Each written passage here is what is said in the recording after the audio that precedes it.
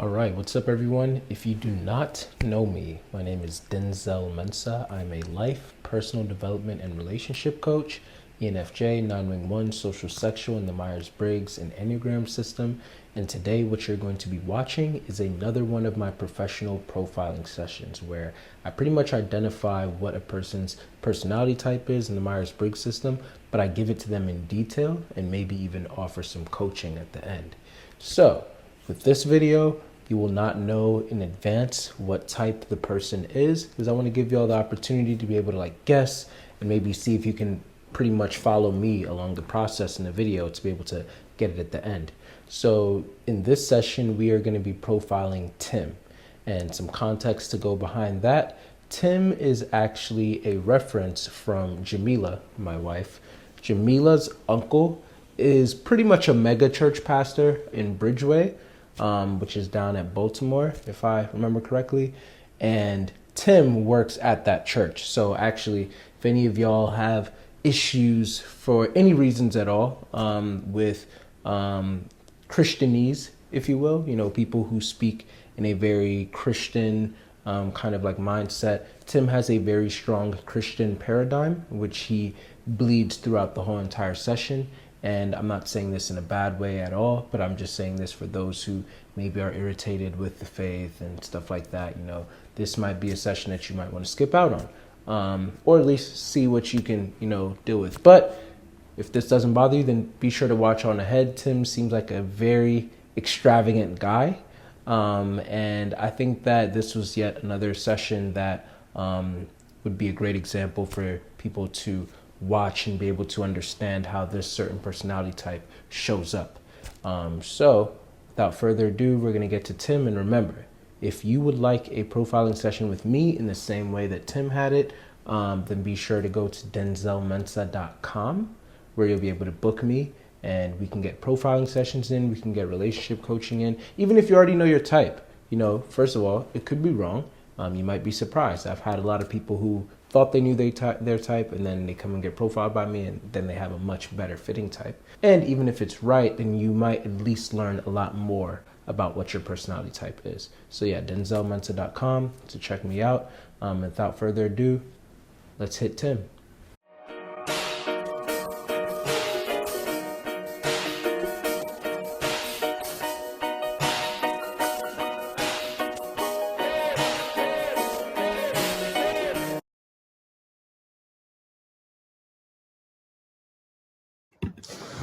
Okay, so the way this goes is pretty much I'm going to be asking you a series of questions.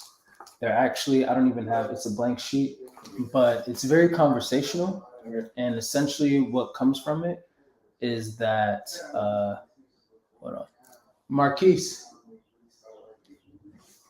do you mind keeping it down? Sorry. Oh, my fault. You straight. So pretty much, it's going to be very conversational. And by the end of the session, I'm going to present to you which of the 16 personality types I believe that you are.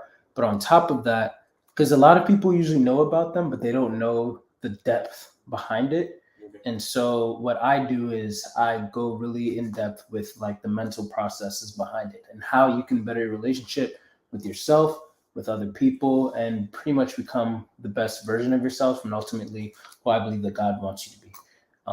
So yeah, without further ado, my first question I'm going to ask you is, could you tell me anything about yourself? I'm literally meeting you for the first time, so anything that you feel is relevant. My name is Tim Samuel, born and raised in North Jersey. Grew up by two wonderful parents who immigrated into this country. I'm from Indian descent. Went to public high school, school number 10, and then Belleville Middle School, Belleville High School. Later on, go to college at Mensah College. Nice. Studied to become a CPA. And where I graduate and I get my first job at KPMG. Spent some time there, and that's kind of the story where I heard about your cousin. Is it your cousin? Uncle? Yeah, Uncle David. Yeah. So I came across one of his books, and I was living in Harrisburg, Pennsylvania at the time, and so with at the age of I think 23, 22, I drive down with some friends and go see his church, and they were meeting at the college in the time, and I remember going open up the bulletin, and he greet four. I could see why he would do it now, but the four young gentlemen sitting in the front that he's never seen before. Like, who are these guys? He greeted us, talked to us, and years go on, and I get married. I'm currently married, 3 beautiful children, 11-year-old and twins that are 8. Oh, nice. And so this is before they were all born. My wife and I were recently married, and we went to visit a friend in Columbia, Maryland. We went to a Wizards game, and we came back in that morning, Sunday morning. We decided to go to church, and they were looking for a CPA. And I looked at my wife and said, "Hey, let's try." But to get to that journey of why I was looking for the CPA, her and I just came back from the Taj Mahal, and that was the last time I was in India in 2007. And it's a beautiful site up in Agra, and it was closed at the time when we got there because there was a Bollywood actor taking pictures, and I was frustrated and mad. And then finally we got in, and I didn't realize how special of a moment that was because it was so peaceful and quiet. So you're staring at this beautiful, magnificent building. And then as the volume got louder, I noticed there was a lot of different languages being spoken, a lot of different types of people from all over the world coming to see this. And in those moments, I thought God whispered to me, "Hey, I want you to work for something or someone that brings all people to me." And so in those quiet moments, I didn't know. And so again, fast forward, we're on vacation visiting a friend. They're looking for a CPA, but I just went to Bridgeway, which Dr. Anderson created a multi-ethnic church that brought all people to him. It's on brand. It aligned with my accounting kind of my faith and what God has told me to. And so that was about 15 years ago. Wow. Early in my Bridgeway story, I get really sick. I didn't eat or drink for 18 days. I got diagnosed with ulcerative colitis. I was hospitalized for about a month, but God healed me. Found a doctor in Baltimore that saw a patient of mine, or a patient who had the same kind of stuff. Found something a day before my colon was removed. And then recently, it just family has given. God has had a special journey with my wife and I, and so that has been a story, but interlaced by just beautiful moves of God and work for Bridgeway and acquiring buildings, letting go of buildings, paying off debt, leading the creatives to leading the resource center to I've just done a lot of little things, but I've always kept the finance, partnering with people, building stuff. And so I like to say Bridgeway, with the help of Dr. Anderson, has been a canvas that I get to paint on. So my fundamentals will always be my CPA, but I've been able to just do some, bring in the first communication platform. Before they were mass emails was the only way, and that was all spam. And so the CPA brought in the communication. We're nowhere near what I brought in. I'm so glad that we've gone away. And then recently, I helped start a Gracism Academy, which is based on Dr. Anderson's book, but it's targeted for 18 to 28 years old, and kind of really inspiring, and then teaching them the values of Gracism in a unique academy kind of experience. So I got to meet, that's been going for 2 years, so about 20 young adults that I get to mentor and be part of, and just stuff like that the CPA gets to do. I'm so thankful. And so I'm talking a lot, but it's a personality. That's fine. Yeah. I like to watch baseball and sports. I don't watch much anymore, but this is my 29th stadium. That's why I'm partly where I'm in Atlanta. We just came from a creative conference called Lift by Passion, Sharice Church up in Buckhead. And tonight I'll be going to see the Atlanta Braves play. And I'll be my 29th stadium. I'll have one more. I like to smoke meat. I do enjoy cognac and items like that. I like to travel and see cities and experience the world. So no, that's awesome. Seriously, that's really great. I feel like already you can see the theme throughout your life and like the line of how God put different things together for you to be able to be where you are now, especially being in Gracism, like being one of the people to actually start like Gracism classes and everything.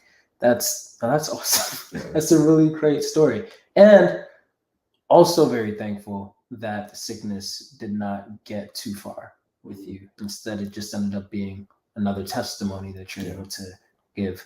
That's great. Thanks for all of that information. I think my next question, which is kind of a little bit online, is so then what are some things that you love to do? And when I say that you love to do, I mean that you love to do so much. Only reason why you stop is because you're absolutely exhausted. Otherwise, you'd go on indefinitely because it gives you energy. Well, good question. I think part of the reason I went into accounting wasn't because I loved it. It was because it could provide for my family. And I don't know if I've created space in my life to be able to answer that open and honestly. Mm-hmm. But there have been moments of kind of this bridge building work or mentoring or having conversations with people. I think I could do that. Mm-hmm. And so as long as it's dialoguing for some purpose or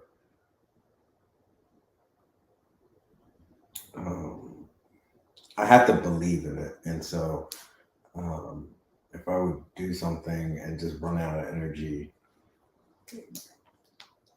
one of the things we kind of CFO, it could be chief financial officer, or it could be creating future opportunities. Mm-hmm.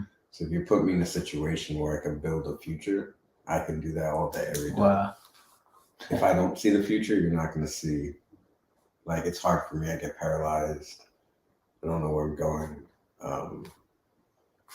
And so I've been, counseling has been recent in my life, and it's given me a lot of good skills to, we're not in control of our future. Yeah. We know a God who is. Mm-hmm. And so sometimes, I have to give up that control or think that I could create a future path in life. And God's like, yeah, you could do this and this. That's cute. That's fun. But ultimately, right, he's in control. And it's easier verbalized than lived. And so if I could do something, it would be just getting in situations where I could create an opportunity for someone or something. Wow. That's awesome. So when you talk about building a future for others and these opportunities, how does that look like? So some of the things I do well, let's see, how does that look like? I think an illustration I could give is, have you ever went into a networking rack with like a bunch of wires that connects the outside internet? Yes. And then from the internet goes to this firewall, and from firewall goes to a switcher, and there's wires all over the place. Mm-hmm. I've never been to one, but I've seen them. So they could be really neat, or they could be utter mess. Yeah. And so I, at times, and literally, I walked into this networking closet. I was utter mess. I had no idea about any of those wires coming together. I just thought you paid an internet bill, and somehow the internet got to your office. Right. Well, if you look at where the wire rack is today, it's clean, it's labeled, everyone knows the spot, it's labeled on the other side, it's a wall. I didn't do any of that work, but I saw the foresight of getting into a situation and seeing, oh, this guy stopped, this wire is crossed. Or I first had to learn, what is this, and where does it go? And then it's like, hey, this wire doesn't make sense. And so I may say no. The only reason I'm saying no is because I know it's crossed. I know it's not going to flow. I know you can't see it. And so there's it's just kind of a function of cleaning. So it's first understanding, then the cleaning and organizing, and then rebuilding. And then you have to rebuild kind of those things. Sometimes you got to go back to basics sometimes. And so to be honest with you, Dr. Anderson said something to me about my personal life. As I said, my home life is it's on fire. But one of the things that we're doing to help and I had no idea what I was doing. Is our house became really cluttered over the years. Years go on, and Mm-hmm. you don't throw out the baby clothes, or you throw it in the back of the closet, or I get to this later. Mm-hmm. And for this past 5, 6, 7 weeks, we've been going through. I made a simple list. It seems like really basic, but for years I would just think about it but do nothing because my mind was preoccupied on the thought of it rather than putting on a piece of paper. Right. And it went this one didn't go on paper, it went on my phone, a reminders list. I never used it before, but you could organize it by so I literally said this room and the tasks that need to be done. It sounds so easy. And then all of a sudden we started checking stuff off the list. And before what would be a barrier is my wife and I would disagree on what to kind of get rid of. And so I created like 3 piles. One pile, I really think this needs to be donated, and I'll help you. So like I put it in the bag, brought it straight to the car, and then brought it to Goodwill or donated it. And just got it with it. Another pile was like, I'm not sure, maybe we keep this, maybe we're not. And then this one, I don't know, you need to deal with this. So I created some organization and helped her along the way. And she helped me along the way. And so we did it together rather than just trying to tackle it on my own. One closet, my kids' closet, they're twins, so they share a room. We got rid of 12 bags of stuff and 2 bags of trash out of one closet. Wow. So we were living in this thing. Wow. And when you said cluttered, you meant like really cluttered over the years. I wouldn't say, you know what, it's probably borderline hoarder. Something's not right. And sometimes clutter is a sign I to see that. And so I now I know this looking back, and I don't know why I didn't. I'm still asking God, like, why did it take me till now to do this? I haven't figured that one out exactly.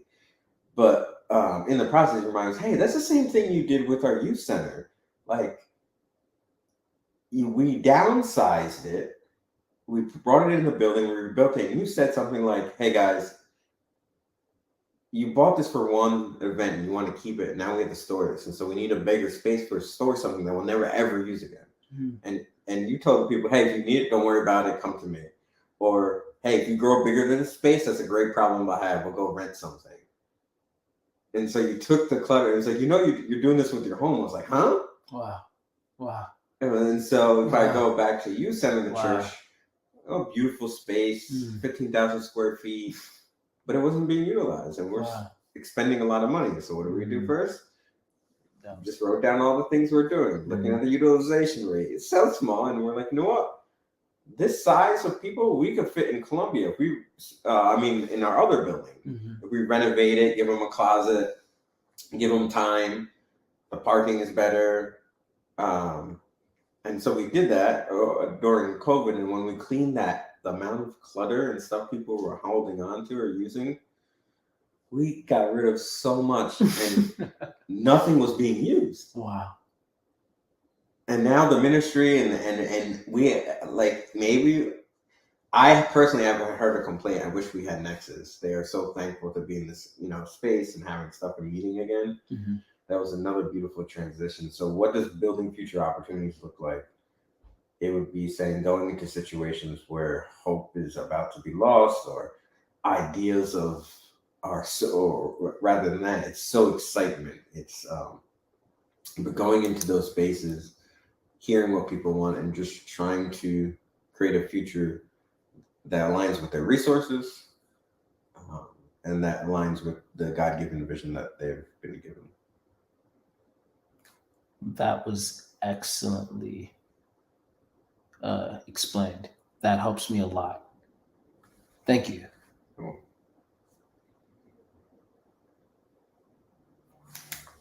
So would you say that type of work lights you up?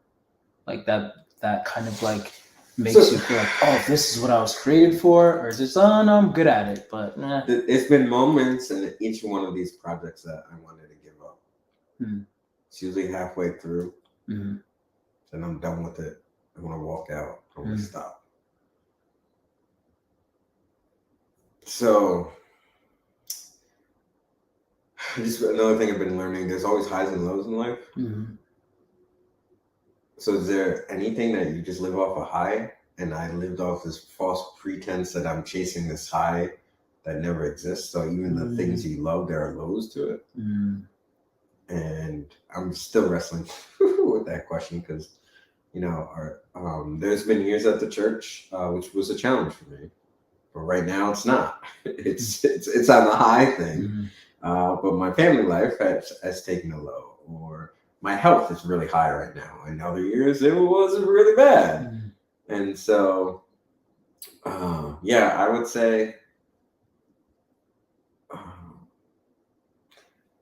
I think what really charges me up is when I have a conversation with someone and they do something different and they attain their goal, or it sounds really strange to even verbalize that. Like, I like to drink craft beers. So there's one brewery I still remember, my favorite one. They showed a table about your size with all their home brewing kit, and then they showed the story of how it evolved. But it was just so fascinating to learn and ask questions about how'd you go from here to there. And so maybe being part of someone's story and being a part of that.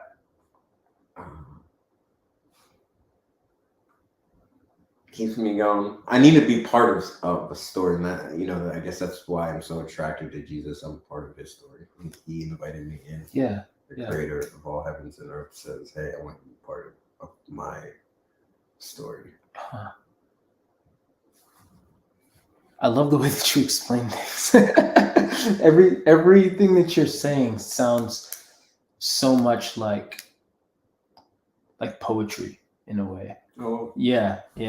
I'm glad you had the recording. One of my things, we just came out of it's a creative conference, and I've learned to say I'm not creative because I am. But CPAs get typecasted. In the CPA world, they look at me and they go, "Huh, like he's not like one, like everyone's special." But from the outside, he's just the accountant.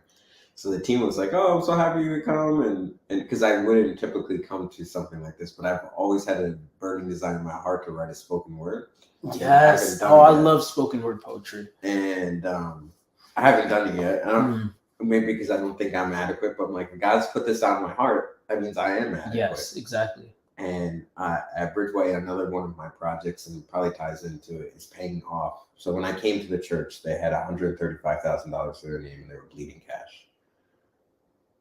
We're about to pay off, hopefully, if God, debt for the whole entire Columbia campus building next year. And that came from just saving a little every year. And then once we had enough, we started investing it. Now we're using the investments and the sale and all those savings to now pay down debt. And I would love to write a piece that reflects that back to God. Like, the only way this is possible is because the people God gave, and then somehow we stewarded it, somehow we multiplied it. And God says, "Hey, there's no longer debt." Wow. And this is the debt that you know what that means, and go back to the cross. He paid our debt. So why are we holding on these debts that we don't need to hold? Wow. Yeah. So anyway, that's I just got to get it. Yeah. Into exactly, because it's not about I was thinking about. I don't want anyone to think about it's an over-resourced church that saved money. It's not about that. It's about the kingdom of heaven and its people giving to it, and now a mortgage payment's gone. The things and what God could do, and we can make decisions without a bank looking over us, right? And so just those generational things. Well, I have a mortgage. I'm like, wow, man! Imagine this community doesn't have to deal with this. They still got to fix the building. They still have to, there's some things, but that's a 15-year-old long project that had chipped away. I was reflecting on that, maybe 30 minutes a quarter, maybe some years it's 5 days out of the whole year, maybe it's even less than that. But for over 15 years, I've been working on that. Saying no to something that, really could have happened, but now we don't remember it 7 years later. So that's probably one of the longest projects. other than my children and my marriage, right? that God has just been blessing and along the way. So it's that. Yeah, I just don't want. I want something to give honor and glory to God for what He's done. Mm-hmm. But there's something about debt being canceled that I want people to realize. That which is very suiting for you. Somebody said poetic. I was like, oh, yeah, cool. Maybe I just exactly. don't know how to do it. Yeah, I'm just gonna write it. because your mind seems to naturally go to that. Like even how just now you're like the illustration that comes to mind is, and then you start to talk about, I don't remember the specific term that you used, but like the wire closet. Oh yeah, Yeah, and with spoken word poetry, you could just, it's like a parable, you know, you could easily just start talking about a wire closet, but then at the end, people realize, oh, this isn't really about a wire closet, you know, and there's certain like devices that you can use to like show like, okay, this wire is like, you know, the wire of this, and then, you know, and just kind of like correlations in that way, which I feel like, yeah, if you were to actually take the time to like sit down and like write that out, I feel like it would be great because your mind just seems to naturally go there. Yeah, it does. Yeah, that's good to know. That's also very telling. I'll explain that. But these might seem a little bit redundant, but I promise you we're getting somewhere. I would love to know, how would you describe yourself, even if other people disagreed? How would I describe myself? I'm quiet and reserved until you get to know me. Yeah. I'm too inside my head.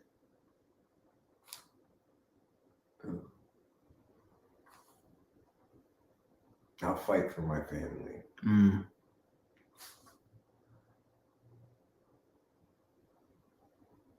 I seek to aim to please my parents and my spouse. I'm a follower of Jesus.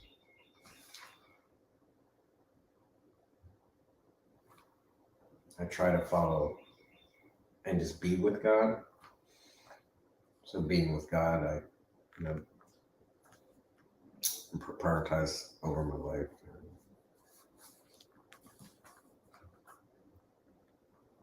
Yeah. Nice. Okay. Would people disagree with any of these things that you just said? I don't think so. Do you consider yourself to be an organized person? When I'm hitting my potential, yes. Doesn't come natural. Interesting. Can you tell me a little bit more about that?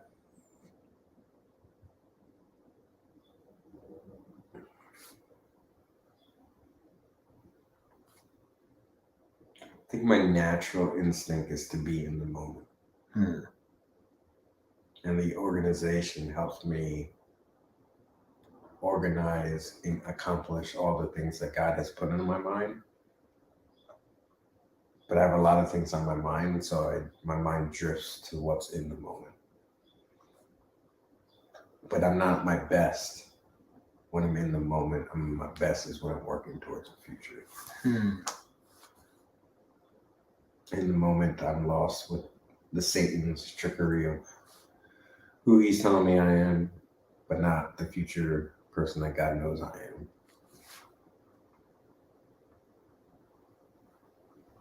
So when you're thinking about working towards the future, is it mainly the future of who you are as a person, or working towards the future of like certain projects, kind of like what we were discussing before? Yeah. I'm working towards a goal, and one of the things I realized in life, I don't have a future plan for myself. So I need to start working on that. But so when I'm not operating in my best self, right? I just did an audit and go, oh, this is why I'm not. I have a goal to say, hey, how am I going to parent my daughter differently as she's in her preteen years? I just was in the moment, and I didn't do a great job. And now I am, because I'm thinking about it. I'm praying about it. I'm giving her to God. I'm signed her up for volleyball. She's volunteering at the church. I'm managed like some things. I'm like, that ain't gonna hurt my feelings anymore. I'm your dad. because I know this is good for you. Yeah. But when I'm in the moment, I'm just so lost that she's like talking back at me, or she knows how to hit my buttons. So I should, right? Yeah. In the moment. Yeah. But if I'm not in the moment, like, no, one of the things as a dad I have to do is discipline, but in the moment, discipline's not fun. Yeah, definitely. And so if I live in the moment for myself,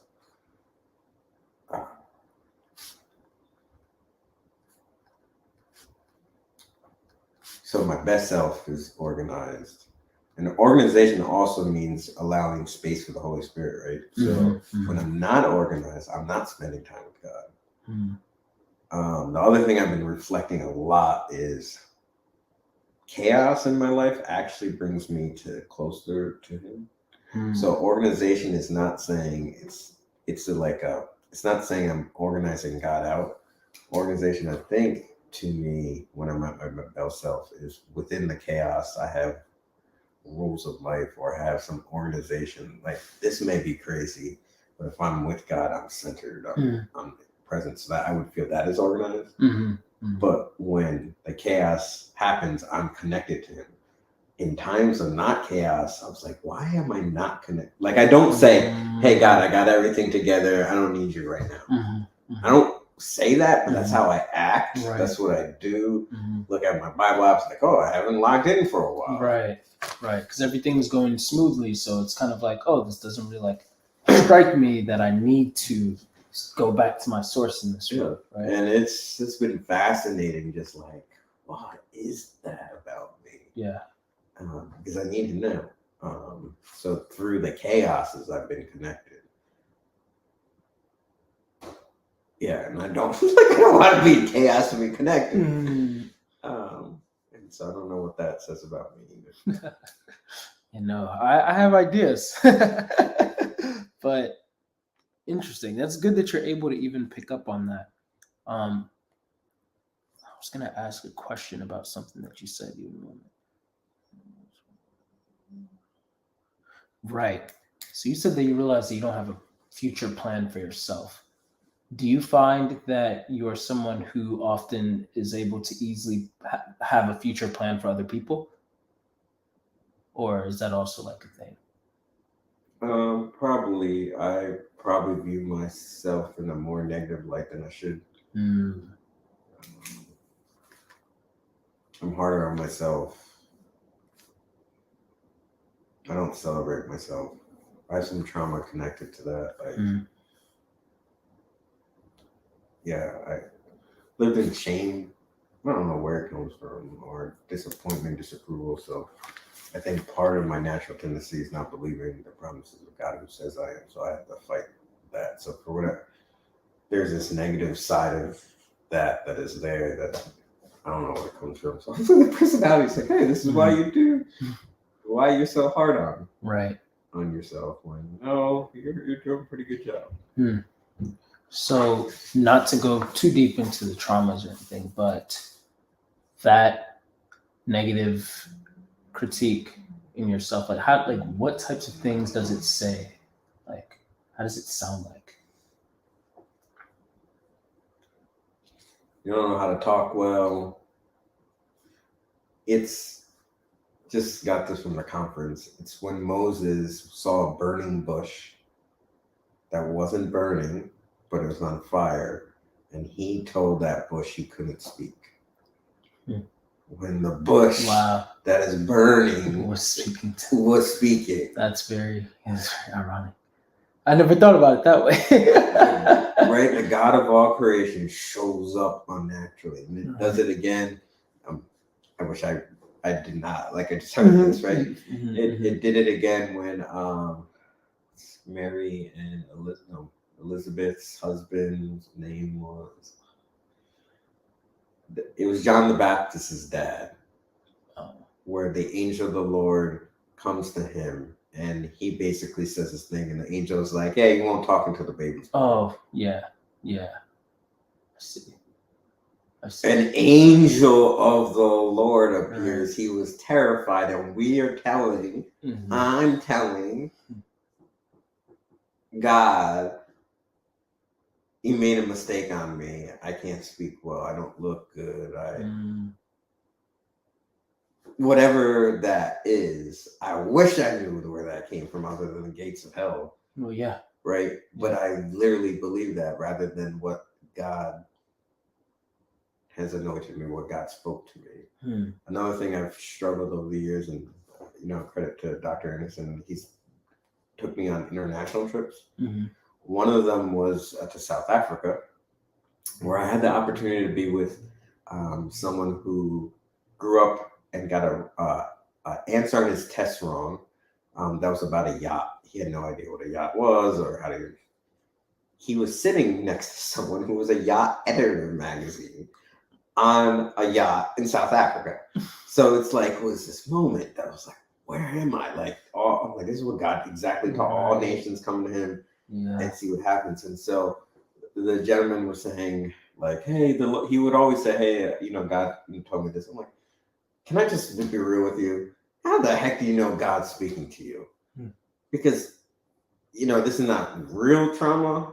This is just, I've been burned by church people telling me they heard from God, believe it, and guess what? They didn't hear from God. Right. So I don't believe it anymore. And so I'm like, how do you believe it? Because I know God's speaking to me. I know that I know, but I'm telling God that's not you. Right. I see. Right. And so he goes, Tim, just believe it.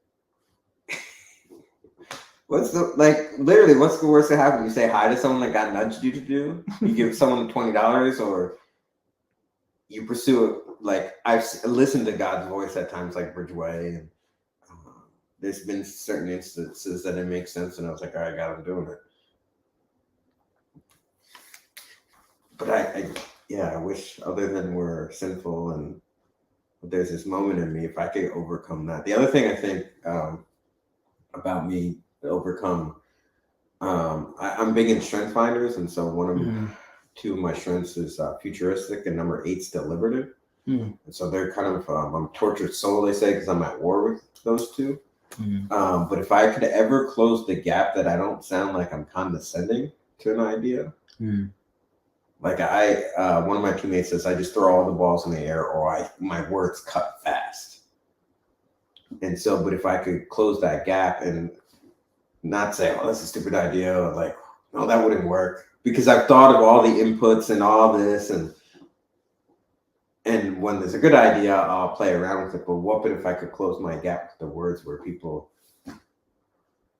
understand, hey, the no isn't a no because there's an input or there's something that's going off with saying, hey, the odds of this not coming through are not. But if God's in control, yeah, all bets are off. But just that, I don't know where that comes from.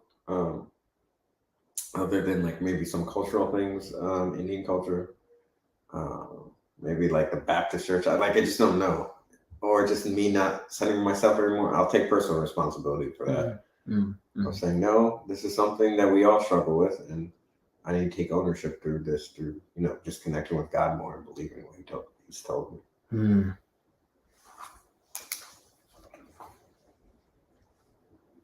Thank you. That was very helpful.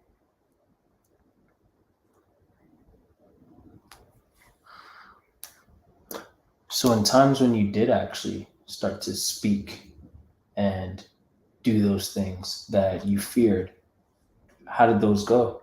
Like, Incredible. And how do you feel like afterwards? Like, yeah. Does that stick with you? Or is it always like, now the next time that I'm about to do this, like, it never sticks? So it doesn't become easier the more that you do it. I wish it did. I wish I could tell you, yeah, I heard from God, and I just started to do that. There's ringing doubt that says, I shouldn't do this because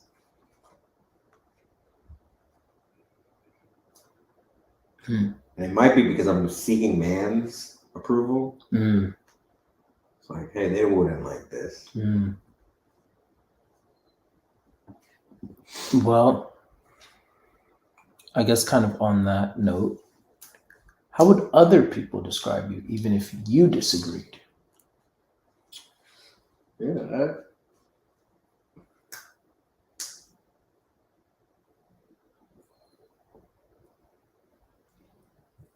Because I should start asking other people.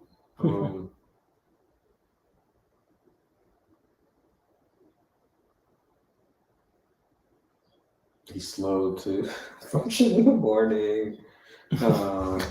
You said he's slow to Function function. in the morning. Oh, in the morning.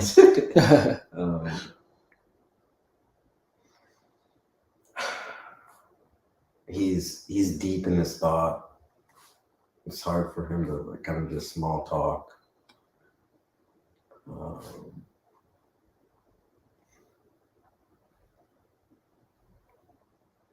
Once you get to know him, you kind of realize who he is. But you have to. He's guarded, so it's not like.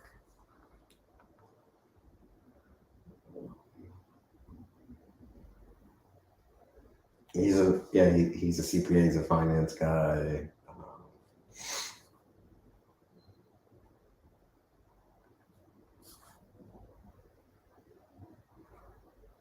I'm trying to think. I feel like I need to ask that question more. I'm not sure. Oh, that's good. That's good. That's a good start. Would you say that you are someone who prefers structure in your life, or do you prefer more openness and spontaneity if you had to choose? Yeah, like what's most natural for you, I guess.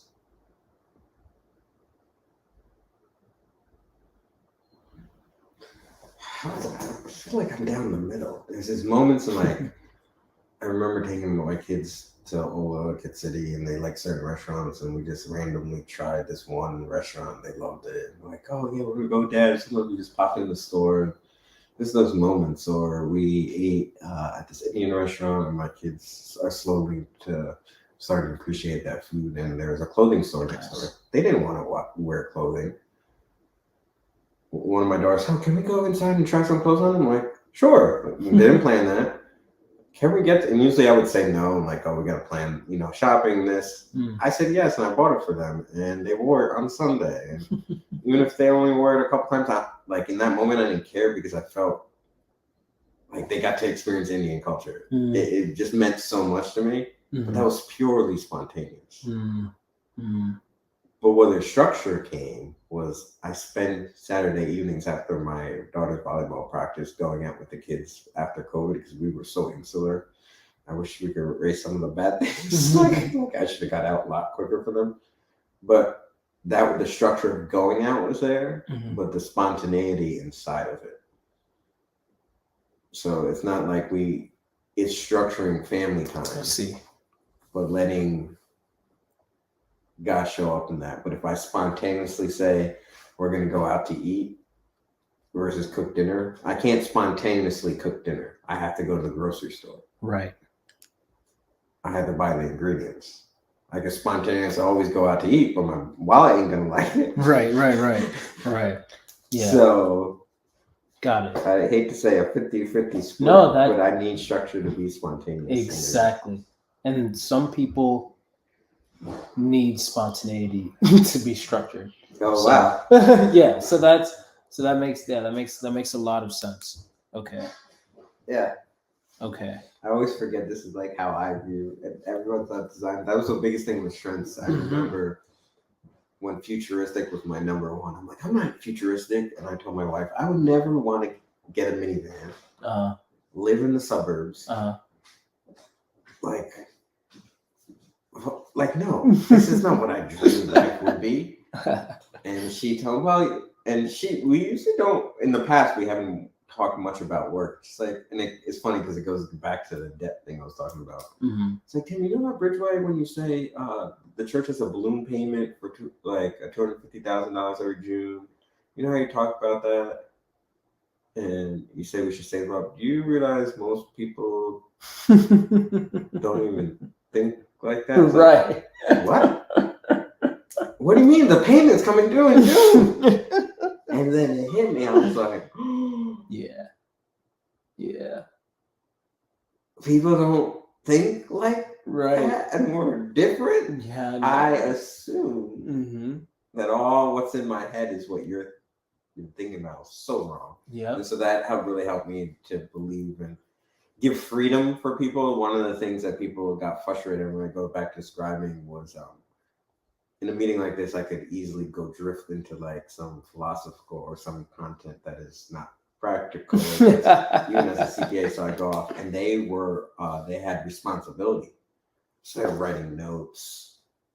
They're like, "Oh, here's another project that Tim's assigning to me," and I was like, and then we had a coach come in and say, "Tim, do you give permission to them to ask, like, hey, is this something I need to do?" And I was like, "Yeah, of course. Can you take this out of this meeting and create like a futuristic meeting for 30 minutes?" And I was like, "Sure." I had no idea how much anxiety or how much I'm thinking I'm living my best life, and they just want to write a list and get something done. Yep. Not me. I want to dream about what could be and then come back to the list. Wow.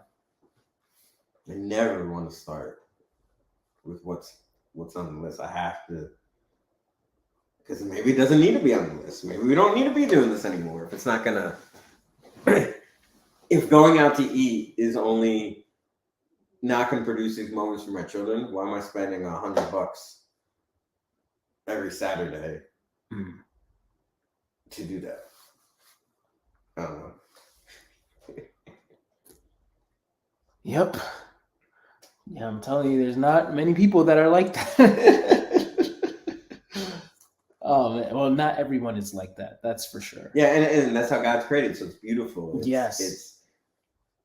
And that's why when Dr. Anderson said about this, I was like, oh yeah, sure, I love to to dive in, because I just another thing, I turned 40 this year. And so, nice. It makes you think the older you get and where you are in life and what in this next stage. And one of the things I've noticed, I was like, I can't hit the gas on work or in life. I hit it and nothing happens. And I always wonder, like, oh, it's probably not my age. Like, before I could power through a project, if I, stuff gets, start working from like 7 or, even when the kids were little, put them to bed and, work 7 to 11, I'm exhausted. I just can't. And then a lot of the mentoring is different from, it's one thing to suggest up and then have the time to get it done. It's another thing that you're hearing a bunch of ideas from it. And so then you have little time for your projects. I'm not saying that, it's just different. Yeah. I'm leading differently. I'm coaching more. People are coming for advice, or I've seen more. So I could broker more things. It's just different. And so learning how to leverage my 40. So when this came in, I was like, oh, this would be helpful of saying, hey, how do I now retool that? I'm not 25 anymore when I first came into the church. It's been 15 years. My role should look different 15 years in. And so I'm trying to recalibrate right now. One of the things I'm learning is, it's funny about, because the listing, it's a concept called getting things done. And so there's like a 5-step process. I'm just trying to learn it. And one of the things that's like, my mind, as you, I don't know what to tell, or I'm telling you, keeps on going. So they're encouraging me to put it on an app. I'm putting it on it, but putting it somewhere that it all goes into. So if I think about it, put it down, and then spend some time looking at that list and clarifying the list. So what's the next action step? And then scheduling it and then getting it done, or following up, or but I need to start that process. Even if it's saying, oh, I got to think of the next 5 steps and put it into another to-do list, I still need to put that down. I need something before I execute. And it was just a reminder that I need to connect with God every morning and do this. So again, the disciplines I've lost, or the structure, but then I could be free in those moments and I could think rather than having my mind cluttered all the time. Wow. Yeah, this is making a lot of sense. Awesome. Okay. I'm trying to check on time, actually. All right. My next question for you right now is, how would you describe your relationship with your emotions? non-existent for the first 39 years of my life. Non-existent. And then I've been to counseling, and I've gotten to learn what my emotions are. I've gotten to learn that God's created my emotions.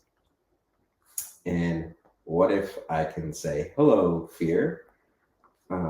Thanks for being here. Can you step away from me? So I asked fear to step away. Then I asked fear, hey, can you sit down? So I asked fear to sit down. I said, can I have a conversation? I said, hey, fear, what are you trying to tell me? And fear says, hey, trouble's ahead, or this person's going to do the same thing. Okay, that's nice, fear. But before I continue my conversation, can I invite Jesus into the room? So Jesus walks into this room. I'm sounding really crazy, but I'm getting control of my emotions. So Jesus comes in the room. And fear and I have, so it's at this rectangle table for whatever reason. And fear always sits with one of the, if not the only emotion that takes the head of the seat of the table. Wow. Jesus is not at the head of the seat, which is just emotion. So one day, Fear and I was talking to this helping counselor, and the counselor said, you know, there's room for fear in Jesus' kingdom. Did you ever ask Jesus to, say, hey, do you want fear? Do you want to come into my kingdom? He did. Fear jumped over and it's God's kingdom. So this huge flames of stuff came in, and now he's sitting in God's kingdom, not like a dog roaming around. So he has a role, but under Jesus. Wow. When I talk to anxiety sits over there. Anxiety just gets small and a flame, and it gets like a soot. It hasn't jumped over onto Jesus' side yet, but it's put in control. And so when I let my emotions lead me, I'm not good because I'm not letting Jesus lead me. They're making the decisions. They're driving me. Yeah. And so I have this moment, another, it was an international trip. It was at a horse rescue farm. I have no idea why people rescue horses. So I have this bias, like, dude, just kill the horse. Like, why are you rescuing horses? And one of the themes of this trip is just say yes, because like, when will you ever be here or do something like this? So they're like, oh, so I'm like, I'll go horseback riding. So I go get there, and it's like, oh, I'm ready to ride the horse. So it's not horse race, it's horse therapy. I was like, I need to get out of here. Like, what is a horse gonna tell me? Like, I have no idea. I'm like, all right, I say yes. And so I start combing the horse. They're telling me. And luckily, I've been to counseling, so this whole concept is there. And oh man, I forgot what emotion it said. I think either anxiety or stress or something. Stress is not an emotion. It must have been anxiety. Right? Stress is not an emotion. I'm still learning that. So that's a question for my wife, because I'm right there with you. Because I think it's a secondary. I think not a leading. Anyway. Yeah. No, you're good. I'm still learning what emotion. So yeah. Let's just say. Just say it's anxiety, and so then she's like, the horse is saying you're anxious. Like, how the heck do you know? And guess what? I know how to release it. I'm still being cocky because I'm counseling, but I don't sound like, okay. And all of a sudden the horse goes, and then just let it go. And she's like, you just let it go. It's like, wow. Okay. And so that's done. And then you go in, or my horse therapy, only did it once in my life, but you go into this white kind of cage ring. And she shows you what to do. You have to be square with the horse. You have this rope ring, and you're supposed to make the horse go around the circle and run it. It's supposed to look at you, bite its lip, and after it does that, you're supposed to put out your hand, and it's supposed to stop and come to you. Wow. So I'm trying to do this. I'm out of breath. I'm not whipping it right. Finally, I think it bites at me, put out my hand. That horse ain't coming to me. The trainer is like, why isn't the horse coming? Because I didn't do it right. I'm out of breath. I don't know what I'm doing. I've never been with animals. Making all these excuses. And I say, she's like, what's the real reason? And I say, self-doubt and fear. As soon as I said that, the horse comes to me. No way. I started crying, just like unstoppable. And the reason I picked that horse is it reminded me of my eldest daughter. Mm. And at that time, I couldn't control her. She was 10. She was running shop around me. 10 years old. She's 11 now, but like, and I chose that horse because she had her mind of her own. Like the way to describe it sounded like my daughter. And then God is like, so who's fearful in front of their daughter? Who has self-doubt when you need discipline? And why would she want to follow you? Wow. Like just losing it. And I realized in that moment, self-doubt and fear was the driver of emotion. It wasn't love. It wasn't peace. It wasn't God. It wasn't Jesus. None of the fruits of the Spirit. It was self-doubt and fear running my life. Wow. And I had to put that in control. And I had to lead with other emotions to come to life. And so, do I know what my emotions are? I'm just starting to begin to know that. I think it's a very powerful thing. First 38 years of my life, or 39. Yeah, I would be honest, 38 and a half was when I went into counseling and they started. I had a couple other counselors in the past that would hit on emotions, and it never really clicked with me until it did. And what a difference it has been making in my life. Beautiful. I have so many comments that we will hopefully have time to go over. Yeah. Yeah, wonderful. So when you said that these emotions didn't really exist, was it kind of like you were almost like even unaware of them altogether, or was it like, oh, there's like a little bit of like a nagging, but I'm intentionally just putting it away? I don't know. It wasn't even on your radar. It wasn't on the radar. Yeah, got it. I was angry. I was fearful.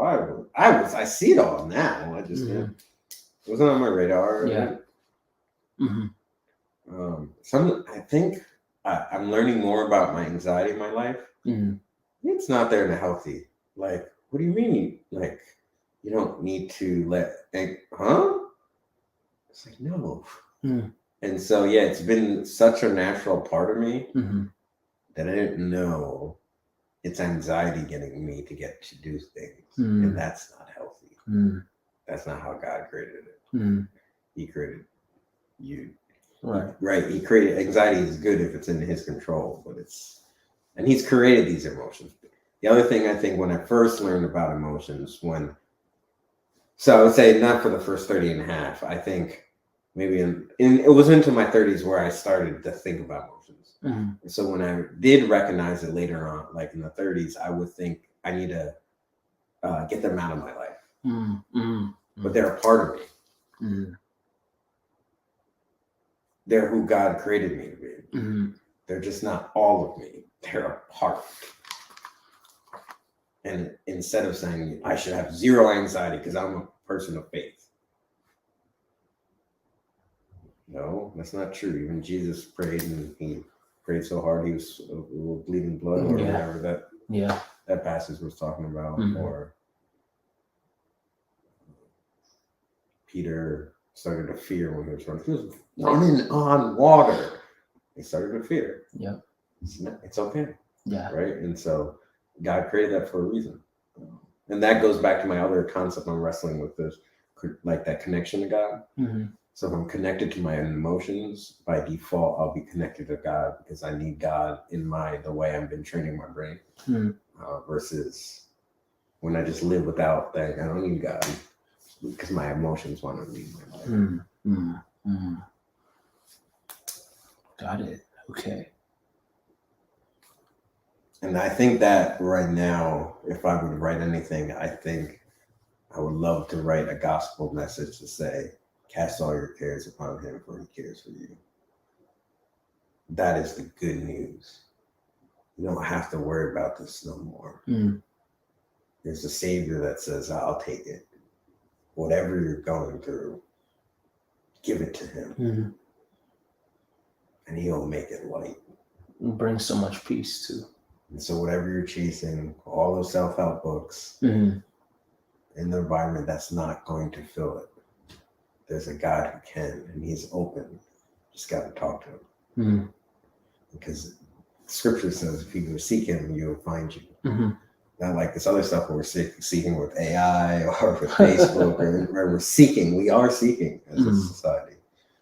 And for whatever reason, we're choosing not to seek Him. And so I'm like, man, maybe like that's the gospel message I need to share. I'm not being heretic, like the wages of sin of death, but like, I don't know if that's making a sense to the people who are so anxious and fearful. Mm-hmm. Mm-hmm. And especially since you experienced that firsthand, like that's what helped you. So then you're kind of like, I'm reflecting. This is the God I serve. So anyway, I'm not saying I should every Christian say. I'm saying my gospel message. Yeah, and it goes back to what you said at the beginning too, where it's like you want to be a part of something greater, somebody else's story, and your story can now be helpful for somebody else's story. Yeah, like as you have your book of you being the main character, then you can also be a side character in somebody else's book, and you like that. Because that's what has you. That's what gives you life. And it was another interesting question. I wonder if you addressed this. I've been wrestling. Why did when I want to learn something, I want to teach you. Yeah. Yep. I'm like, that's kind of self-righteous, or it's like just because it worked for me, you don't need that. But maybe I don't know. It's a gift, right? Actually. Hey, you need to do this like meditation that centers around Jesus, and you must do this. Like I'm like, no, but I feel like I need to teach someone. I'm like, man, this really helped me. Mm-hmm. Mm-hmm. Just taking a few minutes out of your day. And the new one I'm trying to do is at night, literally giving like this exercise is what I'm taking because I'm really anxious by the time hear God, and He takes it. When I do it, it's like I could fly. Mm-hmm. It sounds like weird, but like I just feel like light, and then His love brings me down to my bed, so He's supporting me like in my bed after I give it to Him. I was like, I don't watch it. Like, no, like, but there's this something inside of me is telling me. I'm like, is that just me? I don't know that answer. That like, well, where's that coming from of me? Just because I learned something. What is in me? Like, I gotta tell you. Gotcha. But I'm an introvert, extrovert, so I'm not gonna just broadcast this to the world. If I know you and we're in the space, I'm gonna tell you. But if I don't know you, I'm not gonna stop you on the side of the road. I'm not gonna create a new friendship to say, hey, I want to help you out. It's only somehow if you break this barrier or I break a barrier that I let you into my space. Yeah. So I guess on that note, what would you say are some things that are very obvious to you, but not obvious to other people? And then some things that are obvious to other people, but then they're always like, Tim, like, how are you always the last one to find out that those two are dating, or that there was water on the couch, or, you know, we moved the vase, whatever it might be? And I'm listening, but just making sure. So what things I notice? Yeah, there's that the chain reaction. If you do this, then that.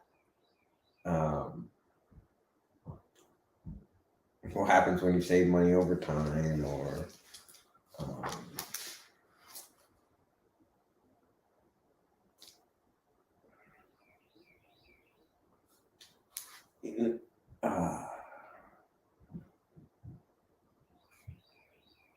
like it's just because you teach something or you create a project that people will come. Challenging assumptions, things I think I'll miss. You said that something that's obvious for you is like challenging assumptions. Yeah. Can you elaborate a little bit more on that one? Everyone will want to take this character test, or whatever this is called. And you're gonna get clients out. You don't even have time in the book. Well, hate to tell you. Right. Gotcha. Yep. Even though this is probably gonna be an amazing process for me, I wish I could convince even two people. Right. Right. Yeah. So what comes not naturally, my dress, my appearance. I wish I took more inventory of how I look.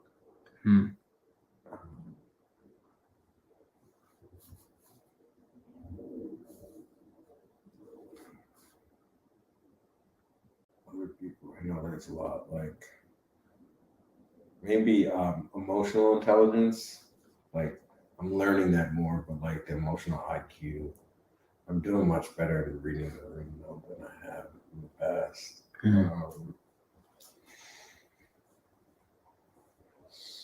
Making it clear, because I have so many different thoughts. So like I think I communicated, but actually I didn't, and so I think clear.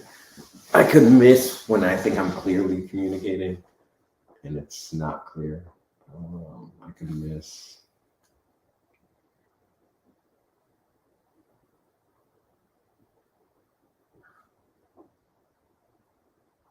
And what makes it not clear? I don't know. If I do that, I think I would work out. Okay. There's other things that people had to point out. I miss sometimes like, and I have a coworker that covers me like, oh, it's someone's birthday, make sure you say happy birthday. Mm-hmm. And so he covers me and I do it, but I'm not naturally thinking that way. Mm-hmm.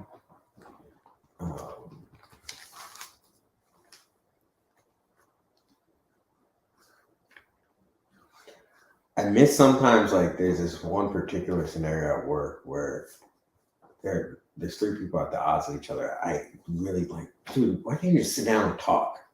And like one is complaining about the other, and I'm like just. So I'm missing whatever that is. I don't know what it is. It's just like, and they say they're direct people, but they're not direct people. If they were direct people, they would have been able to get over it. Mm-hmm. So I think those are the things that I miss. Got you. Perfect. Okay. Cool. Yeah, I feel like I pretty much already know what type that you are. Usually, I would just use up more time just to continue to gather more evidence for it, as well as also just, I guess, kind of like explore more in general.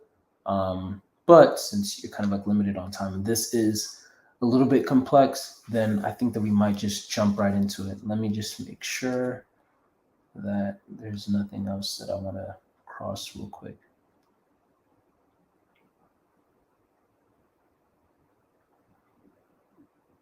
Okay, I think actually the last thing that I want to ask you for now is, when it comes to very abstract, philosophical, and conceptual thoughts and conversations, things like that, how is that like for you? I like it as long as it turns into something practical at the end. Mm-hmm.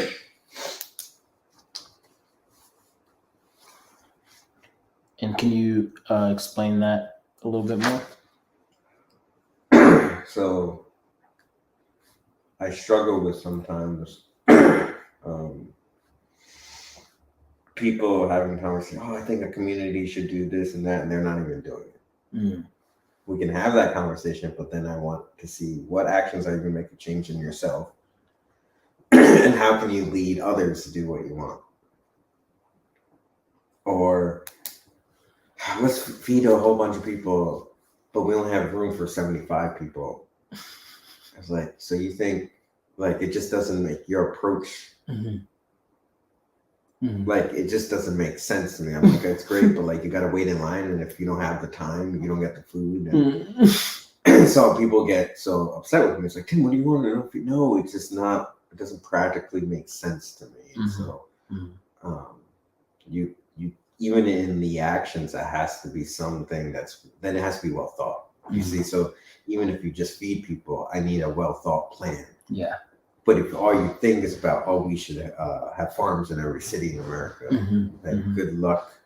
I firmly believe it, but good luck in the practicality of that. Because I would love for all our communities to have small farms too, but we would have to get rid of properties, and we would have to hire farmers, and we would have to change our eating habits because we couldn't be adding meat. I'm so for it, but the practicality is so I need kind of them both. So. Yes, that's perfect. That's perfect. Yeah. My actual final question is, are you someone who's more liable to act too soon? like looking over your whole life, are you someone who's more liable to act too soon or to act too late? Too late. I need someone in my life that activates me. That activates you? Okay. And does that also lean you more into like someone, are you more likely to be lazy and just kind of like in your own head, not doing anything, very completely like inactive?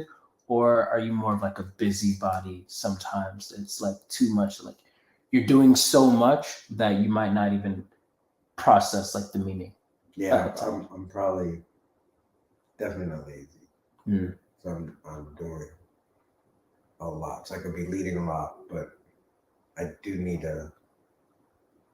Yeah, once activated, I'm on the move. Or sometimes if the only way I self-activate is if I believe in it. So my belief is what causes my activation. Gotcha. If I don't believe it, I'm gonna stall until someone says it because I just can't self-start. But if I believe in something, I take it by the wheels of the horn. Wow. Wow. Awesome. Okay, cool. I will be right back. I'm just bringing down the cards that I have, and then we'll get right into it. All right. So, to make this quick and simple, the type that I believe that you are is a type called ENTJ. And so I took this a long time ago. Yeah. You nailed it. That's Really? Oh, really? TJ. Oh, that's awesome. Okay. So cool. like, why do you call me an E? Yeah, we're gonna all my life I this. thought it was an I. That's introvert extrovert, right? Yep. A lot of people actually get that exact one like mixed up. So this is what we're gonna do. See, I'm trying to see the best way to explain it in 10 minutes. It would be. Could you call me over the phone? Yeah. I was actually even thinking that I could either do that, or I could even like finish the video. Like if you have to go, I could finish explaining it on video. Oh, so that way you can watch the ending. Oh. Yeah. So the dichotomies. Yeah. You have extrovert, intuitive, and then judge would be like the last one, and the thinker, wherever that card is. Yeah. This is fun because I usually do all of my sessions online. So it's like, oh, I haven't got to use these cards in a while. This is really cool. Thank you. Yes, they really are. So this drives like this, then this, or this. So this is the interesting thing. So these are the dichotomies, right? So you have the E, then the opposite of that is I. N, the opposite of that is S. T, the opposite of that is F. J, the opposite of that is P.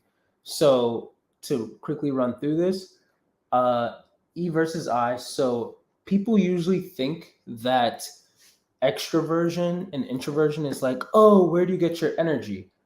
The reality is, where do you focus your energy? So introverts focus their energy more internally. I know. Yep. Extroverts focus their energy more in the external world, doing things like projects, Sometimes it's also engagement. Sometimes it's experiences. You could have a really laid back, quiet person, but then they're always going skydiving or roller coaster and stuff like that. Their energy is focused on the external world. And so it's not always about like being very energetic and talkative and, oh, I love people, I'm really great with people. Yeah. So for you, I believe that you're more focused on the external world, definitely extroverted. N versus S. So intuitive, so sensing types, they like to focus more on what's practical, reliable, verifiable. Whereas intuitive types, they like to focus on things that are very like abstract, conceptual, philosophical, stuff of that nature. I actually think that you're good at both, and we'll explain why. But I think that you are more on the intuition side. And then the thinker type. So thinking versus feeling. F is the opposite. For thinkers, they tend to make their decisions based off of metrics, data, what makes sense, what's going to get the job done, what's logical. For feeling types, they tend to make their decisions based off of like how it's going to impact other people emotionally, or what's true to themselves, stuff of that nature. Of course, everybody's a thinker, everyone's a feeler, so everyone thinks Every feeler thinks and every thinker feels, Yeah. stuff like that. But yeah, I think that you lean more on the thinker side. And then lastly, judges are people who like to have all their ducks in a row and they like to be more organized, things of that nature. And then they pretty much organize their external world so that they can explore their internal world more freely, which you literally had said at one point. Yeah. Whereas perceivers, they tend to keep their internal world very structured and organized so they can be very exploratory on their external world. So they're very spontaneous in that way, and they can just kind of like move at the hat of a dime, stuff like that. Again, I think that this also is why you said, oh, I'm a little bit 50-50. And that's where the meat of all of this comes in. So most people, they know about this because it's the dichotomies. And I'd say that that's like 20% of what the personality types are. But in actuality, this is where the meat comes into. And this one, you can also take a picture of it. Like I said, I'm also going to finish in front of the camera and everything. Yeah, and I'll be able to like show you. But in essence, the way that Personality Hacker does it, that's the people who I pretty much like learned most of this from, is they like to think of it as a 4-passenger car. These two are coins. So anytime you see this, you're always going to have that. Anytime you see this, you're always going to have that. There's 4 coins in total, which means that there's 8 processes in total. So that being said, when you have your driver function, so you have your driver, you have your co-pilot, you have your 10-year-old, and then you have your 3-year-old. The driver is the one that you live in. It's the oxygen that you breathe. It's what you're very, very good at. You don't even really have to think about it. You just, boom. Your co-pilot has the opposite attitude of your driver. So if your driver is an extroverted process, your co-pilot's going to be an introverted process because then it balances you. So that's how you said like, oh yeah, I'm an introverted extrovert, stuff like that. Then you have your 10-year-old has the same attitude as your driver. And then you have your 3-year-old, which is the same attitude as your co-pilot. So for your driver function, checking this one more time. Where's it at? Okay. So for your driver function, it's a function called extroverted thinking. The nickname for it that Personality Hacker gives it is effectiveness. This is all about getting things done. It's about managing projects. It's about thinking of what's the most practical way to be able to get from point A to point B. This is the part of you that's like, okay, yeah, I'm going to organize my finances in this way. Oh yeah, I'm going to like set these moves, boom, boom, boom, boom. Now, the flip side coin of extroverted thinking is introverted feeling, which is your 3-year-old function. We call it a 3-year-old function because it's the place where you're most uncertain. This is so people who have this as a strength, they're always thinking, how does this make me feel? How does that make me feel? What are really my values here? Then boom, boom, boom. They're really digging into all of that. And sometimes for you as an ENTJ, that can get in the way of you getting things done. So that's why these are 2 sides of the coin. But when you really get them to work together, then you're able to be like, okay, this is going to fuel that. I know what my passion is. I know what my values are. I know what I'm passionate about. And now your driver function of effectiveness is going to be like, okay, now that we're authentic, now that we're tapped into our emotions, all of that, how do we get this done in a way that's still in alignment to our values, stuff like that. Thank you. And the best way to tap into that is through your co-pilot of introverted intuition, also known as perspectives. That's the most complicated function to explain. So I'll explain that one like when you have to go in a few minutes.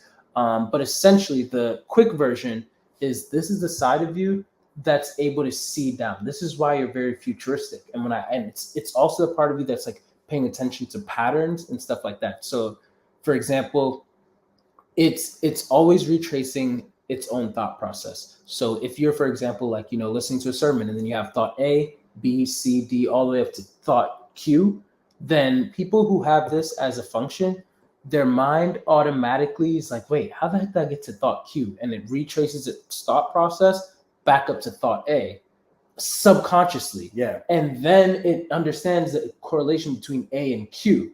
So then when somebody else comes to you and they're saying G, you might rapidly jump with your intuition and be like, Q? And they're like, whoa, how did you know that? This also leads you to then be able to think about, okay, this is what's going to happen in the future, and boom, boom, boom. while other people are not really thinking like that. So this is the part of you that's very future minded. And the reason why it's the flip side coin of sensation, which is your 10-year-old, is because sensation is all about getting into action.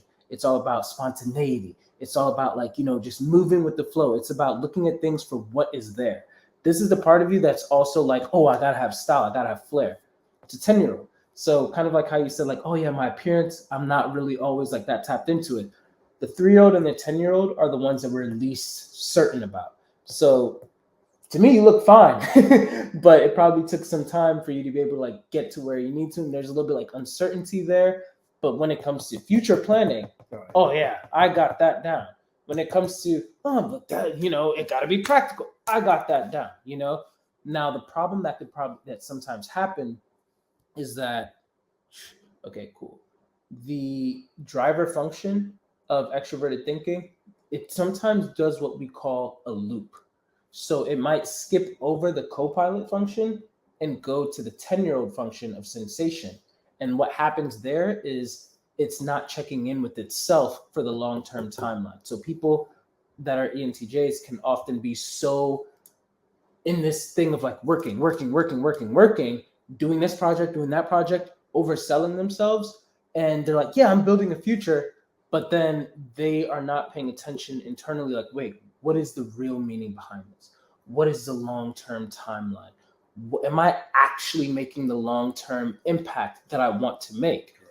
And the reason why it doesn't hop to that is because this causes you to slow down. Correct. This is why you were called futuristic, but deliberative.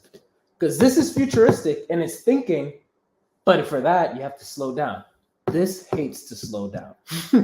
And that's the flip side coin. So sensation is like, oh, we got to keep going. We just got to get into action. We'll figure it out as we get there. But then perspectives is like, guys, I really think that we should sit down and we should think about this and boom, boom. And then because effectiveness is there, then effectiveness is extroverted, just like sensation. So it's like, no, I want to stay into action. So let's move here.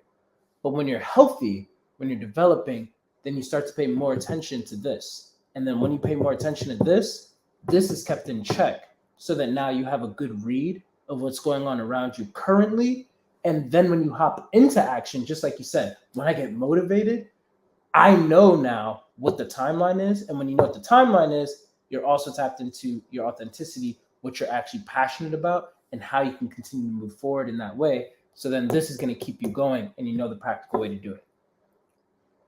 You could record that at a slower pace on the computer. Yeah. This is like, you just describe that's how you describe it. Awesome. And I never realized it. So if ENTJs, is this the only 2 cards you can pick on this, or this is so how many cards can fit in the 10-year-old box? So the 10-year-old box has 8. This is 4. Everybody has 4 people in their car, or 4 mental processes, but there's 8 mental processes in total. So someone could have ENTJ with the sensation as the driver? Yes. Well, not ENTJ. They would have something else as a driver. So like sensation as a driver would be ESTP or ESFP. So for example, an ESFP has the same mental processes as an ENTJ, but sensation is their driver. So they are the ones who are like up into action, and they think the least about the future processes. However, what keeps them in check is their co-pilot of the authenticity. So instead of thinking about, oh, what's the future and this, that, they're not that strong. So instead it's like, okay, as long as I'm true to myself, I don't know what's going to happen in the future, but as long as I know that I'm staying authentic and on the right path and I'm in alignment with my values, whatever does happen is cool. For you, it's kind of the reverse. As long as I know what the future is, my feelings and emotions, I've gone through without them for 38 years, so they're not that important, but it's the 3-year-old. Yeah, exactly. Right? But, as long as I'm still good enough, then I can make it. Whereas in ESTP, they have co-pilot of introverted thinking and harmony. That's a whole other thing. You describe me so because I've been using this probably just been thinking recently, and basically describes what I was like. You said it in words. It was in there, Because I'm not. Yeah, it was fascinating. I feel like I'm not quick to like, oh yeah, that's me. But this one, and the other thought I had while I was hearing someone speak, all they're describing is whatever this is, and they're trying to preach to me to be that when I'm this. Yep. Nothing against this person's word. Yeah, but it's just not you. That's more of a Peter from the Bible. This is more of like a Paul. So like, yeah. So I was just thinking about that. It's like, wow. Remember my other question is, I shouldn't be like, I need to find other Pauls, and if I'm going to teach them what I do, but if you're a Peter, dude, there's some things you need to do in your life. You don't need my practice of that whole Jesus at the table thing. Yeah. You probably need something else because it's in a different position. Yes. You picked up on it very quickly. No, like I'm really feeling exactly what, like, so thankful to Dr. Anderson for saying this. But yeah, if you could just slow. Oh yeah. You went really fast. I'm gonna slow it down. Like literally, whatever you said was like, now. It was like, even with my emotions, I was struggling like, hey, no, just because how it got. It was that whole part I was telling you. God designed us. I really believe that. And so if you design me not to tap into my emotions, it's because of this, and I should just know it. But like, you're right. I didn't stutter when I said translate ideas and a college student. I love to make things happen. I had this project. Oh man, all the projects that I've had just going on in my life, and I was just like, yep, that extroverted thinking effectiveness. And you're like, oh yeah, and my family, which obviously you care about your family. But it's like, yeah, these are the projects. And I was like, yeah, is that like, what are the things that keep you alive? It's like, yeah, I just like to make an impactful future. And that's these top two married together. Yeah, so good. Yeah. Well, thanks so much. Yeah, for sure. So yeah, I'm about to go through the whole thing again in a much slower way. And then I'll send you I'll be telling people about this. It's really good. Oh, thank you. I appreciate it. It's really good. Yeah, I'm glad. And thank you also once again for your patience with earlier. Like that. Yeah. I was trying to live in my sensation. Yeah. It's like, God, you're in control. That's what I was wasted an hour of my life in the car. God, you're in control. And then I was people like, of your personality type hate that. Yeah, I do. Like, to be honest. But I know. Like, I was like, oh, send me a cell phone. Let me just text him. Hey, if it's not good, I'm going to leave right now. I'm like, and then again, this helped drive him like, no, give him a chance. I think you're young. Yeah. But he's 28. probably just started business. I need to encourage him. Maybe I need to pray for him. Maybe God sent me here for a reason. So I was processing all that. Like, you know how I think now. So I think it probably makes sense. Like, when you texted me like, oh, I'm praying for you. Now it's like, I appreciate that. And I was like, yeah, everything makes total sense. And for what it's worth, this is my type. It's also the same type as Pastor Anderson. Oh, wow. Yeah. And so me and you have the same co-pilot and sensation, but I have a different driver and 3-year-old. And that harmony right there. So, Pastor Anderson with the gracism and wanting to bring everyone together, harmony. Funny enough, that's literally what postponed everything here. Like, we live with 6 people and fire broke out, like, conflict wise. And I'm like, okay, I have to settle this before this happens. And it's like, and you can't choose, hey guys, we'll handle this later when people are cussing each other out. So, but I don't think like that. Not always. Right? Yeah. You're more like, this unless is a sufficient thing. Unless this is on high. Yep. Which at times I've gotten there. Other times I'll be like, guys, I gotta go. Exactly. There's a Starbucks. I'm gone. See ya. Yep. Hey, do you mind meeting me at Starbucks? And I'll walk down. Yeah. And it's not what I love about this. It's like the judger in me gets neutralized. Not neutralized. Could then look at you and deal with you how God created you to be, rather than being frustrated to be you should be an ENTJ. Yes. And that's why I wouldn't be mad at you if you said, yeah, you had to go. Because I get it. He has that driver of extroverted thinking. This harmony stuff is stressful for him. And I'm the only harmony user in the house. I'm actually the only judger in the house. There was another harmony. So Dr. Anderson, I think where I've connected him is because he has this. Yes. But there was another harmony person. And I don't know if it was on this test or another test I couldn't stand. they're no longer with us on staff, not because I drove them out, but Mhm. like I'm literally happy. But Mhm. I'm more like, why was this all they wanted to do harm? Like, no, because it was getting so into the driver Mm-hmm. was solely at clash with this. Mm-hmm. But I think I relate to Dr. Anderson because I utilize this when I need to deal with that. Because there's harmonies that don't even have this coin here. So that's probably what you're talking about. And then sometimes I put this under his heart. Mm-hmm. Mm-hmm. So then Great I go, team. remember I said sometimes I need someone to activate. Mm-hmm. So he'll activate with his heart and I'll Mhm. come in with that. What's that called again? Extroverted thinking or effectiveness. So then I come in with because he leaves with the heart. Yep. I don't think that's effective, but I do think it's effective. Does that make sense? Like, yes. Well, I've been told. So I understand. We need people like you. And so I'm coming right behind you. Yep. But without you leading, I'm dead in the water. Mm-hmm. Like he's awesome Mm-hmm. at either than that or leading, creating vision, gathering united. Yeah. Yep. This does not. I don't think this one. I think it's good to run defensive. Like, but if they we really knew the strength, so yeah, it was really good. Thank you so much. Thank you once again. Thank you. Yeah. I'll go ahead and go over all of this again. Do you mind if I use the bathroom? Oh yeah, absolutely. Yeah, that room right there. All right, Tim. So to explain this over again, you are, or your best fit personality type is an ENTJ. So most people usually think that extroversion and introversion, for example, are based off of how energetic you are and, like how much you can lead a room versus like introversion is more like you're some sad, shy, quiet person who hates people, reads books, and lives with a cat. That's not really how it actually is. In reality, it's more about where do you focus your energy. So introverts tend to focus their energy internally, and that could be based off of different concepts and the way they're viewing the world, or even like just their own feelings and morals, their authentic views and stuff of that nature.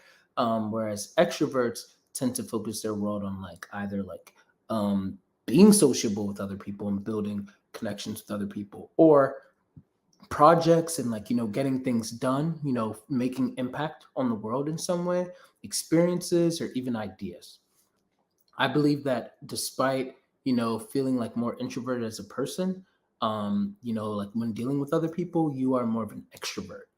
You are more focused on the external world and things of that nature and bringing such an impact. Then we have intuition versus sensing. I believe that you are an intuitive type. So sensors are people who rely more on what's verifiable, what's reliable, what's concrete. Whereas intuitives, they tend to build their life more based off of what's conceptual, what's behind the curtain, what's meaning, stuff of that nature. And I think that you are more of an intuitive type. Then we have thinking versus feeling. So T types, they tend to make their decisions based off of metrics, data, logic, what's going to get the job done. Whereas feelers, they tend to make their decisions based off of their own personal emotions and how it's going to impact them if it's authentic to them, or how it's going to impact another person emotionally or a group of people emotionally. I think that you lean more on the thinking side. And then lastly, there's J versus P. So judgers are people who like to have all their ducks in a row. They like to be organized. They like to know they have to keep everything in the external world organized so that they can have freedom to be able to roam their mind more freely or even be spontaneous within the structure. Whereas perceivers are kind of the reverse. They tend to have like spontaneity, and they tend to keep an open frame about things. They tend to move more smoothly throughout the world. And then they're able to keep their internal world more organized. And so I think that you lean more on the judger side of things. Now, most people know about that part of the Myers-Briggs, but they don't really know about the meat behind it. Like that, what I just explained is like 20%, I would say, of what the Myers-Briggs 16 personality types indicator actually is. But this is where the meat of it actually is. So personality hacker likes to see it as a 4-passenger car. You have your driver, which is essentially your greatest natural talent, your flow state, where you recharge your batteries and feel most like yourself. You'll feel compelled to use this mental process, and if you cannot express it often enough, you will become depressed and lethargic. This is the side of you it's the water that you breathe. You just do it oftentimes without even thinking. You're just that good at it. And we might even often assume, like, man, like, doesn't everybody else do this? And it's like, no, this is your specific superpower. And then your co-pilot comes in to help your driver function. So another thing is, if your driver is an extroverted process, your co-pilot is going to be an introverted process. If your driver is an introverted process, then your co-pilot is going to be an extroverted process. This helps you to be able to remain in balance. This is why everybody pretty much claims that, yeah, I'm an ambivert. And it's like, well, you're always going to at least have one that is a driver who is either extroverted or introverted. And if you're more in the center, it's because your co-pilot function has now been developing more over time. So for you, your co-pilot, or for everyone, their co-pilot function helps bring that balance. It's the part of them that's their second strongest talent. It's the place where, for me as a coach, I help people to develop and grow their co-pilot so that they can have a better, well-oiled car. The better that you develop your co-pilot, then the more everyone else in the car is going to seamlessly get along. So yeah, that's your growth space. That's your growth space. That's the place that if you get into it, then you'll make the best decisions. But our co-pilot is tethered to the 10-year-old. That's the place that we often go to in times of play. It's the mirror opposite of the co-pilot process. So it's the flip side coin of the co-pilot, which we're going to show in a moment. And sometimes it's also the place that gets us in trouble. Now, it's not a bad thing necessarily, but when we're not having a rein on it, like, you don't want the 10-year-old to be driving the car. 10-year-olds do say smart things every once in a while. But like I said, you don't want it to be making like major decisions in your life. And it's usually just best used in like times of play, R&R, even like moments of intimacy. And then you have your 3-year-old, which is the flip side coin of your driver. And that is an introvert. So your co-pilot and your 3-year-old are introverts as an ENTJ, and then your driver and your 10-year-old are extroverts as an ENTJ. And so that might force you to want to stay in an extroverted process. And for an ENTJ, then that can look very interesting in its own way. But we're going to get to that in a moment. For a 3-year-old, the 3-year-old function, or the inferior function, is the place that we have the most uncertainty with. It's the place that we can kind of like get into as a grip, and it can hold us at times. It's the part of us that can be very critical toward us, and if we're not really like paying much attention to it. And so for you as an ENTJ, your driver process is a function called extroverted thinking. And the shorthand for it, if you ever look into Myers-Briggs like on a deeper level, is TE. So the way that pretty much they made all of these shorthands is that the actual term, so extroversion and introversion will always be the second letter as a lowercase. And then the actual term that's being referenced is going to be the uppercase letter. That's the first letter. So for extroverted thinking, it's TE, like extroverted thinking. For introverted intuition, it's NI. So for introverted intuition. For introverted feeling, it's FI for introverted feeling. And then for extroverted sensing, it's SE for extroverted sensing, stuff like that. They actually switched the on the site. I should probably let them know this, and because that could be confusing, but they switched the emblems here. This emblem is actually supposed to be that one, and that one's actually supposed to be this one.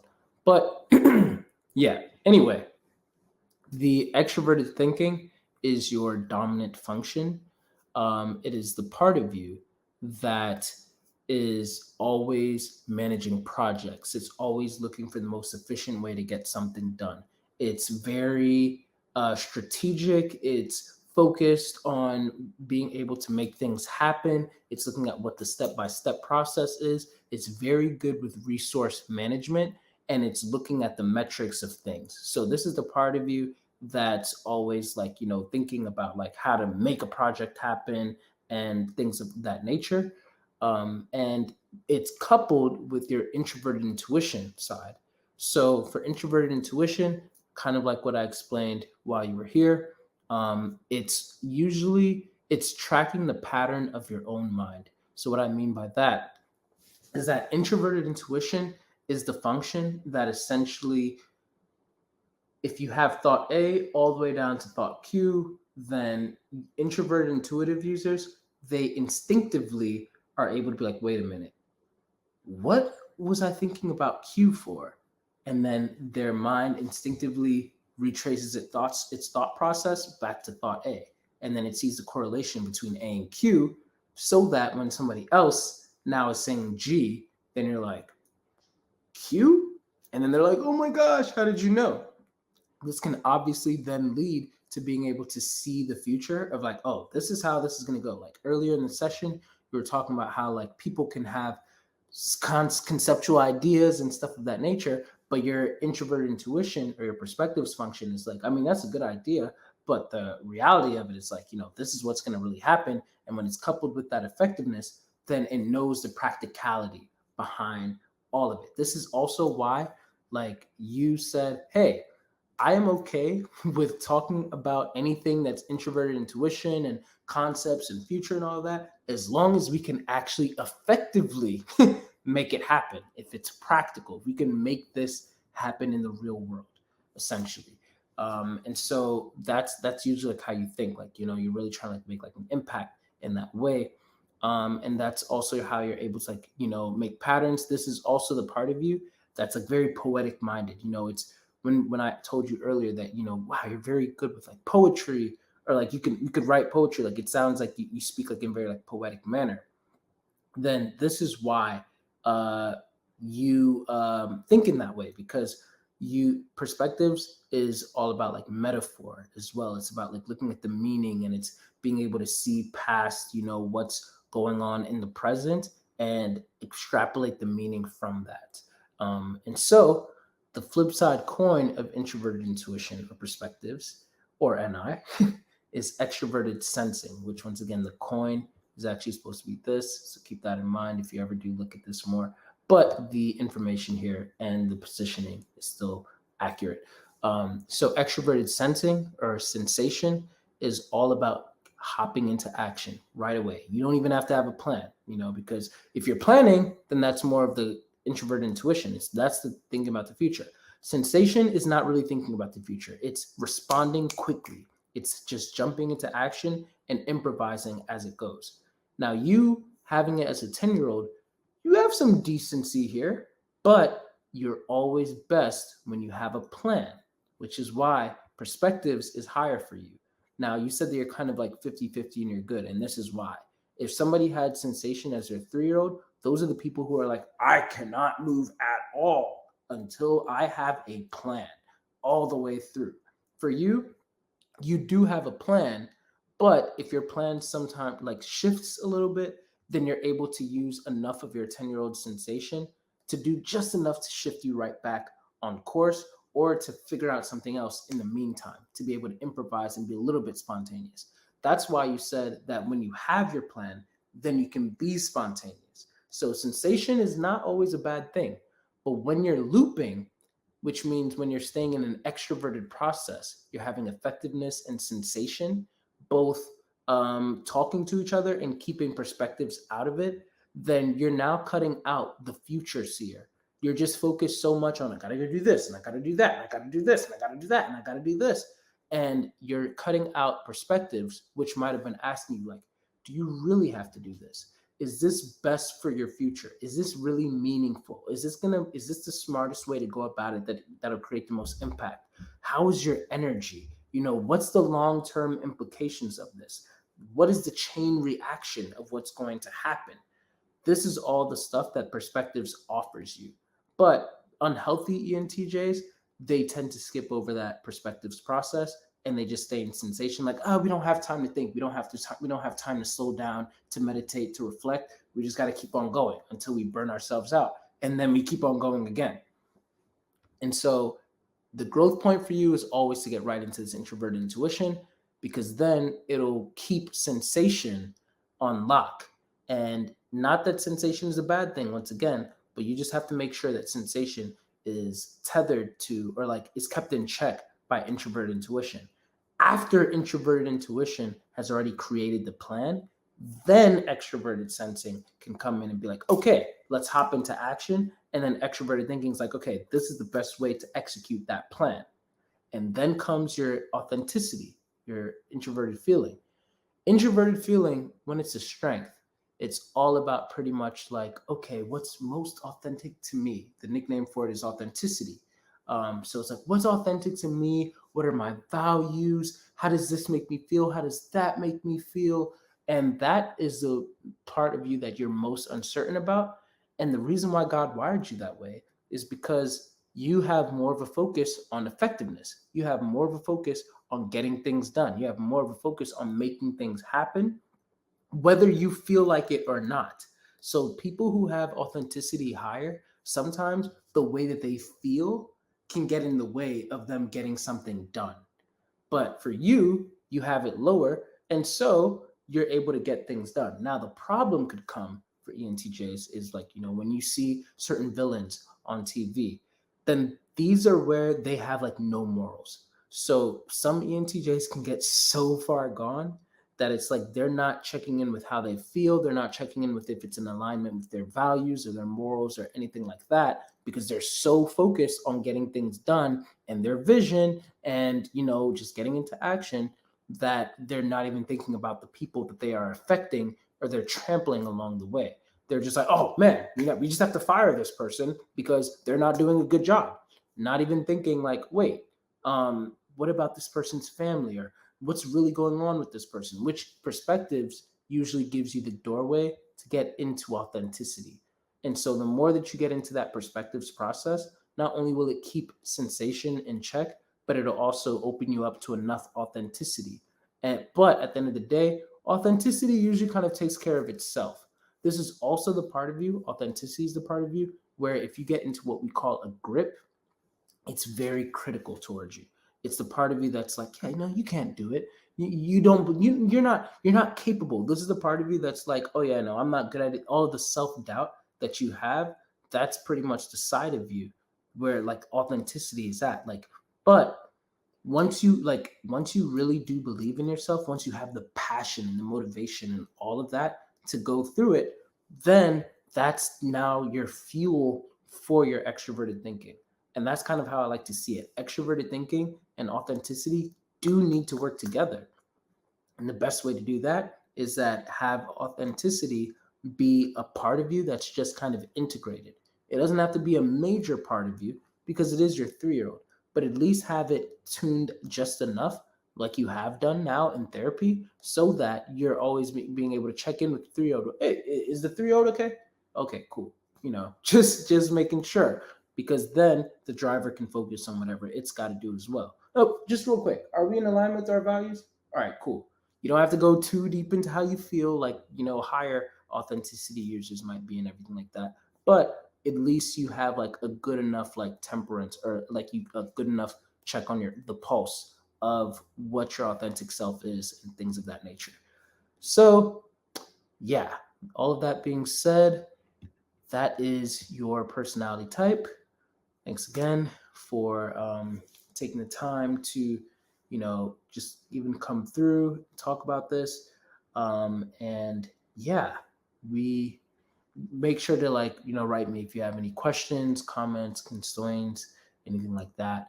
And on my YouTube channel, I have some content on ENTJs and just a lot of this stuff in general. So yeah, if you have any more questions or anything, if you would like a coaching session, denzelmensah.com. I'll write that in the email as well, so that we'll be able to talk about more of this stuff like in depth if you wanted to do that. But yeah, all right, I guess I'll end the recording now. Thank you for taking the time to watch that video. And if you enjoyed that, please like and subscribe. It actually really helps out my channel a lot so that more people who actually care about what I want to say can actually find me a lot more easier. Also, if you did enjoy it, then maybe you'll enjoy a lot of my other content as well. So be sure to check out some of my playlists where you'll be able to find a lot of my older videos and older content. And last but not least, if you would like any profiling sessions or coaching sessions, be sure to check out denzelmensah.com where you'll be able to book me and you'll see the rest of my services. But thanks again and have a great day.